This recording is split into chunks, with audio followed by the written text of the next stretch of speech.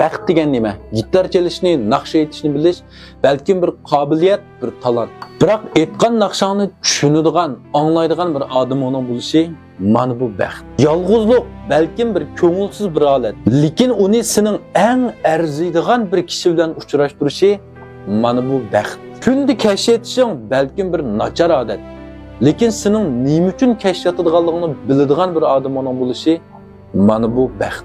Kunlaringning jafoliq bo'lishi balkim bir rohatsizlik. Biroq shu jafoliq kunlarning seni yaxshi kunlarga tavlab chiqishi mana bu bir baxt.